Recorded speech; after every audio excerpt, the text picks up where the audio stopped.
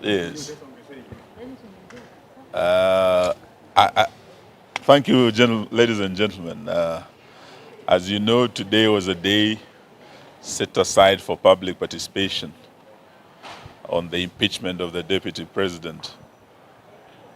I think a lot of time and money has been spent on what we think was totally unnecessary.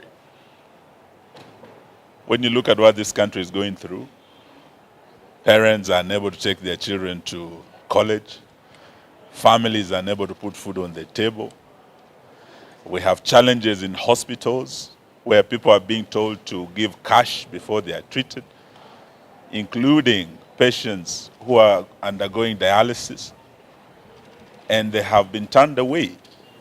The country is in a serious crisis, and these are matters that should be taking our focus and our attention as a nation, not a public participation exercise over some power play in the ruling coalition. It is a sad day for Kenya. But what is even sadder is the violence that has accompanied this process. And this violence has been seen across the country. We've seen it in Kiambu, where our client, Governor Waititu, was. And up to now, we do not know what happened to him, but we do know there was violence there. And not just in Kiambu, in Nyeri, the entire Mount Kenya, and other parts of the country. But what really has gotten the attention of the nation is the violence at Bomas, where our client, Morara, was seen being attacked from all corners. We saw seats, and we are talking of metallic seats being thrown at him. And he was hit. In fact, we saw him getting attacked on live television. And we want to thank Citizen and the other media houses that covered it. We do know that he's not well, and that is why he has not come to court. We want to thank the court for the indulgence they have extended to us as his legal team, to note that indeed, because of the violence, our client has been injured and is undergoing treatment at the Nairobi hospital as we speak. We must condemn this ugly head of violence that is being reared in our country. And we have seen this in post-election violence, in terms of pre-election violence, and we blame this totally on the president and his ruling coalition that has subjected the country to an unnecessary process that was not really a priority. There are many priorities that many Kenyans are looking at. Removing Rigathi Gachagua is not a priority for ordinary Kenyans who are suffering. And we should not have subjected the country to this wastage of time, wastage of resources.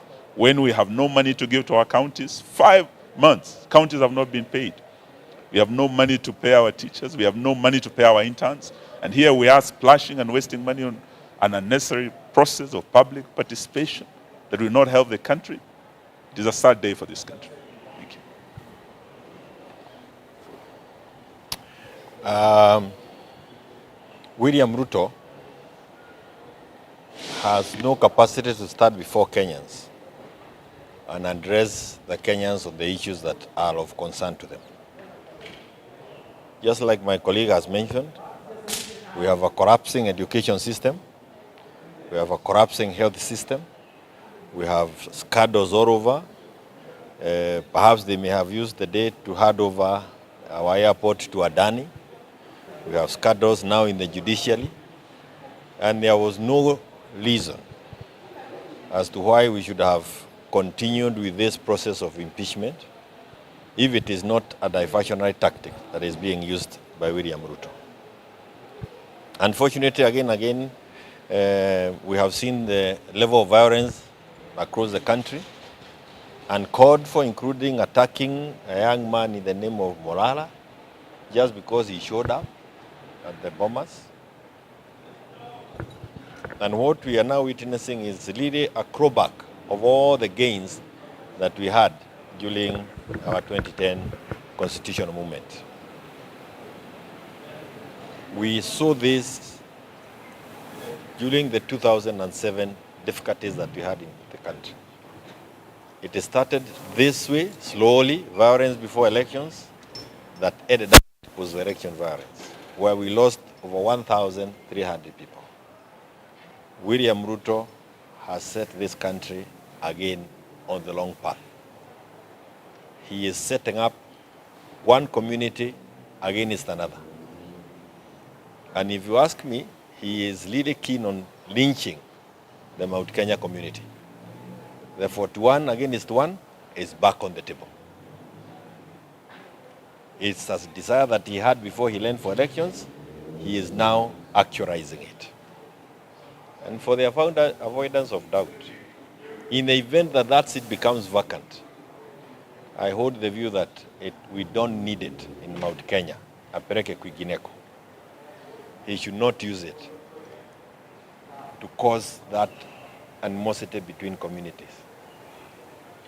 Let him take it elsewhere. And finally, for individuals like Kidiki, they must also see the whole plan. Once they are done with Rigi, it will be him. And even those who come from other regions, once he's done with them, for purposes of personal preservation, come 2027, he'll occasion this to any other person who looks like he can start on his way. It's unfortunate that we have lost Parliament, and we have no other institution that we can learn to when these matters are before us. But we hope that Kenyans can hold together until that time. We are able to set this whole system home. If you ask me. So are we ready? Yeah, 20. So it's sad about what happened to Morara today with regards to the violence that was meted against him with the political thugs and goons who are planned and put at Bomas to go and attack and hurt our leader, the party leader of the Inject party, Morara Kebaso. He was admitted in hospital. I saw him in hospital. He was badly and severely injured. He was hurt. If you could see him, you wouldn't wish it on your enemies. And it's sad and unfortunate, but we'll emerge stronger, and he will emerge stronger, and the movement will emerge stronger. Other than that, I rushed to court because there was a ruling that was coming up today for Morara at 2 p.m. where the magistrate saw the charges that were preferred by the DPP, to which cyber harassment, were defective. So as we speak right now, Morara has been discharged. He has been let free. The bail has been returned to him. The court has ordered that the bail be returned to him, and he is a free man. He is a free citizen.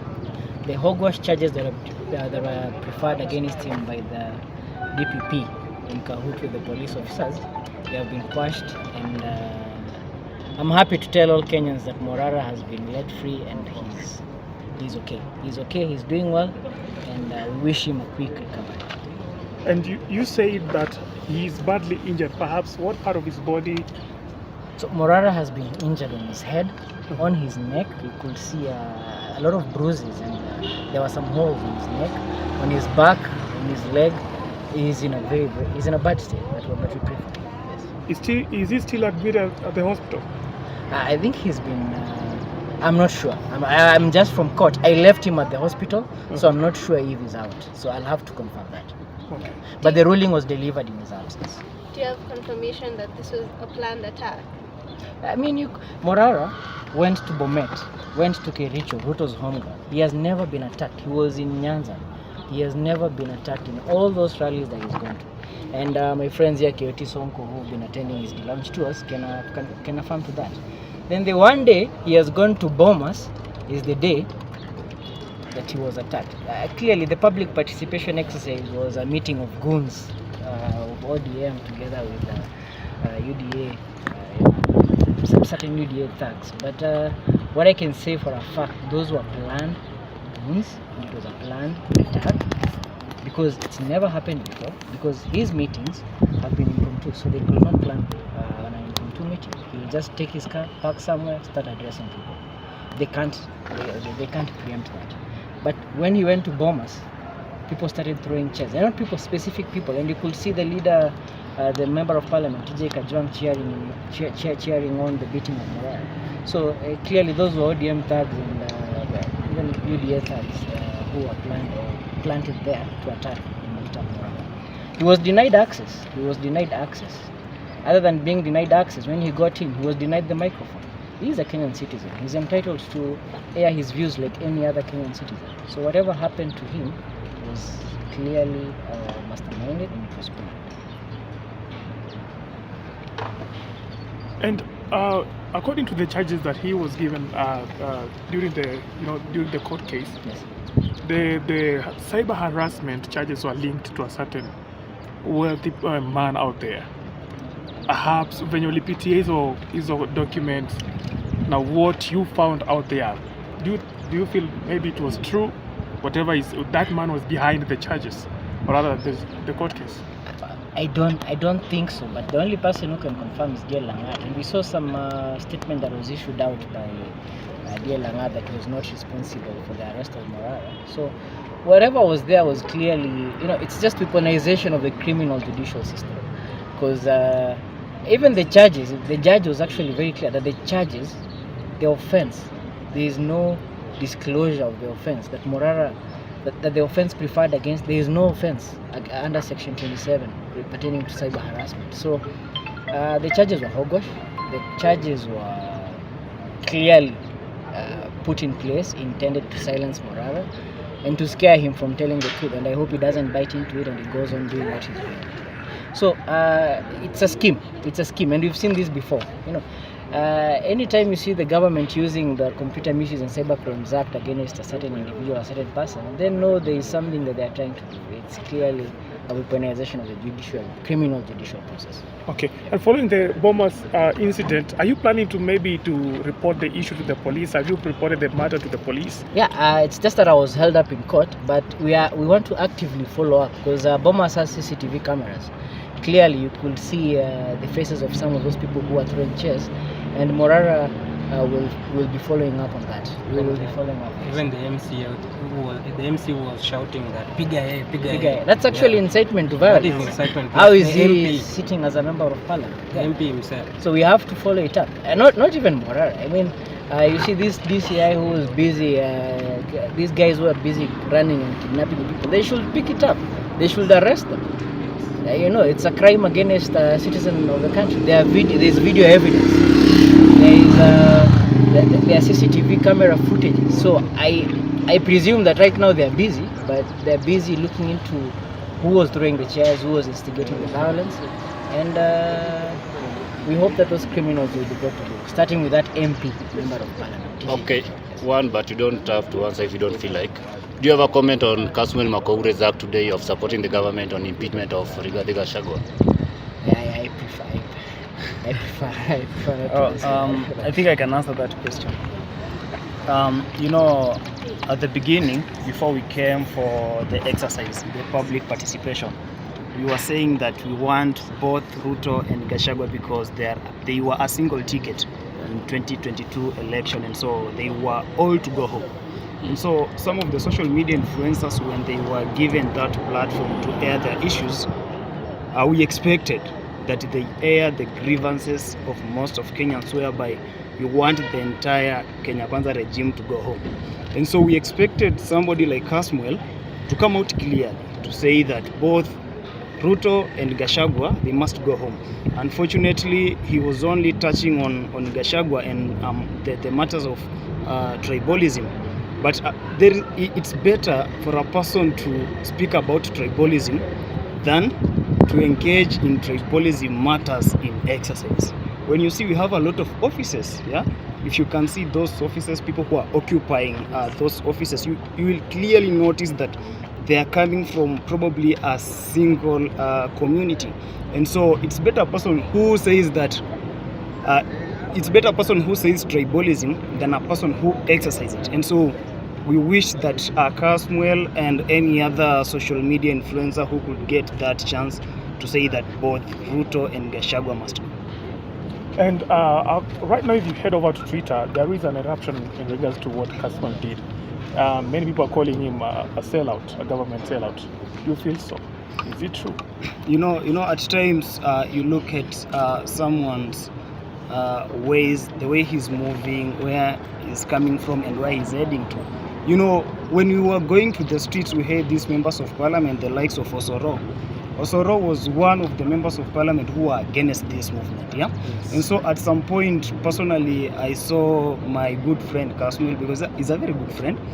He was having a chit chat with Osoro, and so we had so many issues over that, because how can you go laugh, speak to a person who is your inferior, and then you expect to probably to condemn him? And so when we saw such issues where Kasmuel was probably on the side of the members of parliament, we felt like whatever we were thinking in the past is exactly what we know.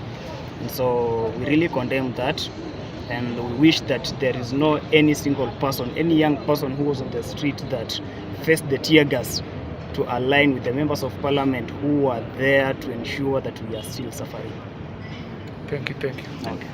And to add on that issue of Kasmuel is a sellout. Today in the morning, in his X account, he posted that we are going to propose the impeachment of both the president and the deputy president. But upon going to the podium, Kasmuel changed his tone, and he was now saying impeach the deputy president. That one is a